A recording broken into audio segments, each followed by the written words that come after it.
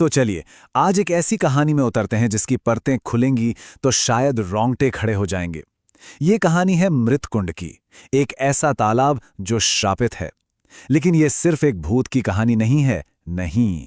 ये कहानी है डर की, गहरे अंधविश्वास की, और एक भाई की अपने खोए हुए भाई को ढूंढने की जिद की। सोचिए, कहानी शुरू होते ही एक ऐसी चेतावनी मिलती है जो खून जमा दे। जब कोई कहे, बेटा वहां वो है जिससे बंदूक भी नहीं लड़ सकती। ये शब्द एक बैलगाड़ी वाले के हैं जो हमारे हीरो विक्रम को घने जंगल में अकेला छोड़ जाता है। यहीं से ये बात साफ हो जाती है कि भैरवपुर गांव का खतरा किसी इंसान या जानवर से तो बिल्कुल नहीं है। तो कहानी का हीरो है विक्रम, दिल्ली का एक खोजी पत्रकार। वो किसी खबर के पीछे नहीं, बल्कि अपने छोटे भाई रोहन को ढूंढने निकला है, एक ऐसे खतरनाक सफर पर जहां से रोहन 2 महीने से लापता है। जब विक्रम भैरवपुर के पास पहुंचता है तो घड़ी में शाम के सिर्फ 6 बजे हैं, लेकिन माहौल ऐसा है मानो आधी रात हो गई हो। घना कोहरा और एक अजीब सी भयानक खामोशी। अब होता क्या है कि बैलगाड़ी वाला एक पुराने से बरगद के पेड़ के पास आकर रुक जाता है। कहता है, बस यही है भैरवपुर की सरहद। वो आगे एक कदम भी रखने से साफ मना कर देता है। और उसका डर किसी डाकू या लुटेरे का नहीं है, नहीं। वो कांपती हुई आवाज में एक नाम लेता है, मृतकुंड। और फिर ऐसे भागता है मानो मौत खुद उसके पीछे पड़ गई हो।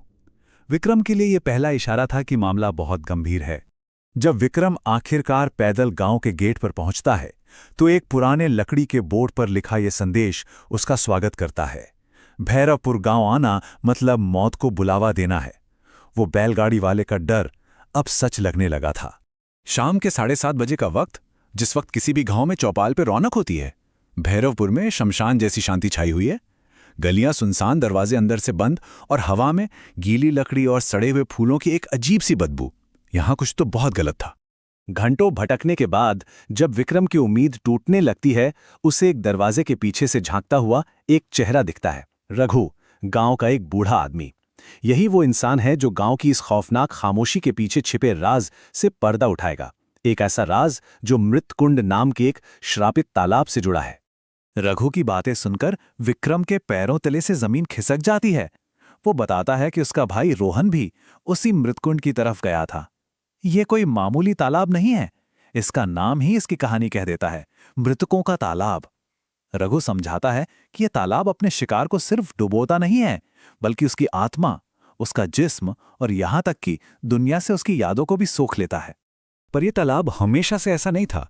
रघु बताता है कि कभी इसका पानी अमृत कहलाता था। फिर गांव में एक भयानक अकाल पड़ा, सब कुछ सूख गया। तब एक तांत्रिक ने ऐलान किया कि तालाब को इंसानी बलि चाहिए, और गांव वालों ने अंधविश्वास में आकर एक अनाथ बच्ची को उसी तालाब में डुबो दिया। कहते हैं उसी पल आसमान से काली तेजाबी बारिश हुई और उस बच्ची की अकेली नाराज रूह उस पानी में बस गई। अब वो दूसरों को अपने साथ खींचती है। रघु विक्रम को रात के लिए अपने घर में पनाह तो देता है, लेकिन एक बहुत सख्त चेतावनी के साथ। और ये चेतावनी इस कहानी का सबसे जरूरी हिस्सा बन जाती है।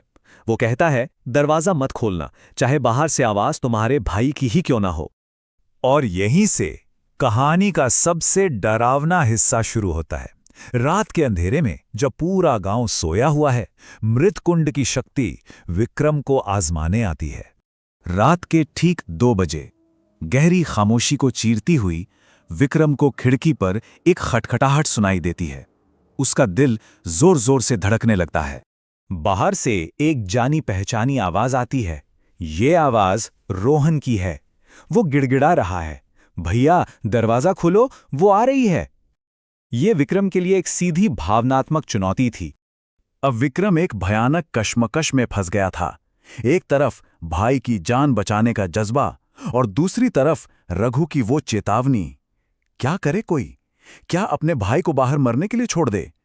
विक्रम हिम्मत करके अपनी टॉर्च जलाता है और खिड़की से बाहर रोशनी मारता है।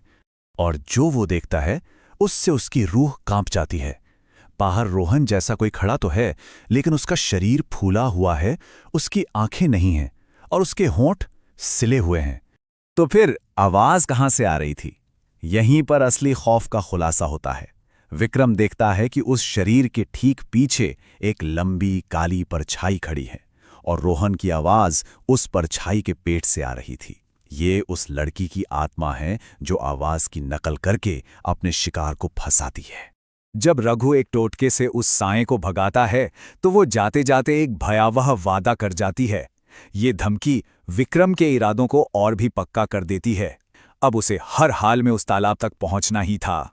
अगली सुबह विक्रम और रघु उस श्राप के स्रोत का सामना करने के लिए निकल पड़ते हैं और यह सफर कहानी को उसके दुखद अंत तक ले जाता है।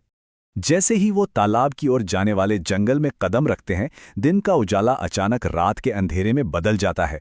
ये तालाब का बनाया हुआ एक माया जाल था जो अपने शिकार को दुनिया से ही अलग कर देता है। खतरा सिर्फ पानी के अंदर नहीं, अब वो चारों तरफ से घिर चुके थे। तालाब के पास रोहन की असली आत्मा पानी से निकलती है। वो अपने भाई को बचाने के लिए एक आखिरी दिल दहला देने वाली चेतावनी देता है। वो कहता है कि वो अब इस दुनिया में नहीं है और इससे पहले कि वो और कुछ कह पाता, तालाब उसे वापस अपने अंदर खींच लेता है। विक्रम भैरवपुर से निकल जाता है। उसकी खोज खत्म हो चुकी है, लेकिन वो अपने मिशन में नाकाम रहा। वो अपने भाई को हमेशा के लिए खो चुका है और अब इस सदमे के साथ ही उसे अपनी बाकी की जिंदगी गुजारनी होगी। विक्रम भैरवपुर से जिंदा तो लौट आता है, लेकिन सवाल ये है कि क्या वो सच में बच पाया? कहानी यहीं एक सवाल छोड़ जाती है। क्या मृत कुंड का श्राप एक परछाई बनकर उसके साथ शहर तक आ गया है? ये कहानी हमें याद दिलाती है कि कैसे अंधविश्वास और डर किसी की भी दुनिया उजाड़ सकते हैं। और कभी-कभी सबसे बड़ी लड़ाई बाहर की शक्तियों से नहीं, बल्कि अपने अंदर के सदमे और अफसोस से होती है। इस सवाल का जवाब शायद कभी नहीं मिलेगा।